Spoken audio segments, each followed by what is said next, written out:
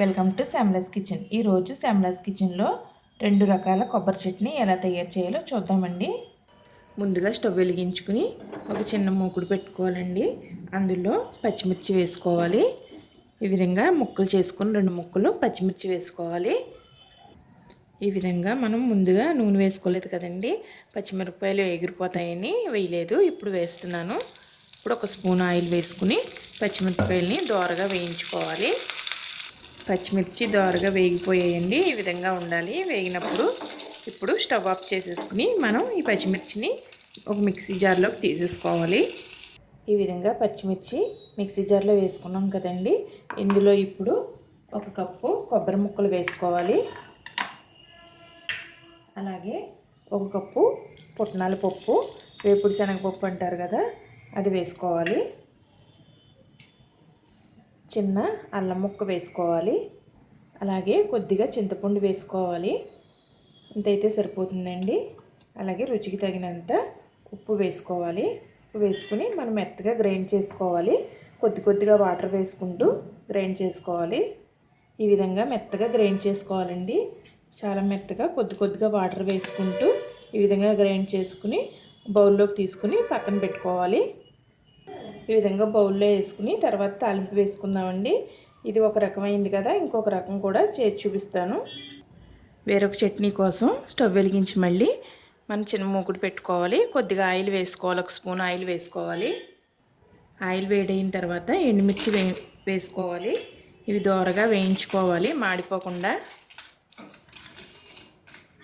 ఈ విధంగా దోరగా వేగిన తర్వాత ఇవి తీసుకుని ఒక ప్లేట్లో చల్లారి పెట్టుకోవాలి. ఇప్పుడు ఇదే ఆయిల్లో పచ్చిశనగపప్పు వేసుకోవాలి. ఇది కూడా దోరగా వేయించుకోవాలి.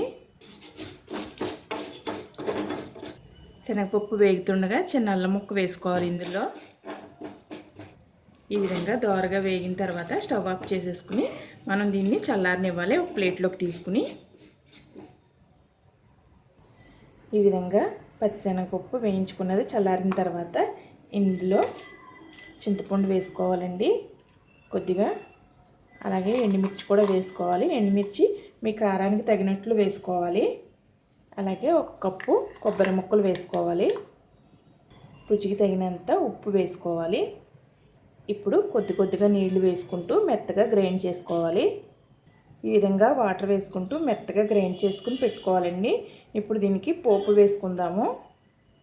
ఈ విధంగా 2 చట్నీలు రెడీ చేసుకున్నాం కదండి. ఇప్పుడు ఈ చట్నీలకి పోపు వేసుకుందాము. పోపుకి కావలసినవి సాయి మినపప్పు 1 స్పూను, ఆవాలు అర స్పూన్ జీలకర్ర, 2 ఎండుమిర్చి, కొద్దిగా కరివేపాకు. మళ్ళీ స్టవ్ వెలిగించుకుని చిన్న మూకుడు పెట్టుకుని 1 స్పూన్ ఆయిల్ వేసుకోవాలండి. ఆయిల్ వేడెక్కిన తర్వాత పోపు దినుసులు వేసుకోవాలి.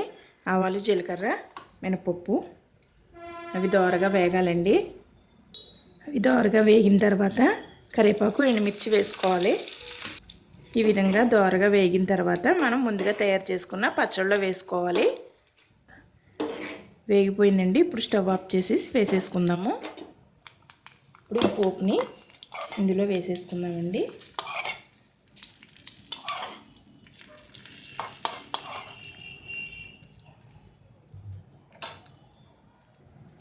చూసారా ఫ్రెండ్స్, ఎంత చక్కగా ఉన్నాయో 2 చట్నీలు. ఇవి హోటల్ స్టైల్ చట్నీలా ఉన్నాయి కదండి. ఇడ్లీ, దోశ దేంట్లోకైనా బాగుంటాయి. కొబ్బరితో 2 రకాల చట్నీలు చాలా టేస్టీగా ఉంటాయండి. ఫ్రెండ్స్, ఈ చట్నీలు కనుక మీకు నచ్చినట్లయితే please subscribe my channel, share చేయండి, లైక్ చేయండి. మీ సలహాలను కమెంట్స్ ద్వారా తెలియజేయండి. Thank you for watching.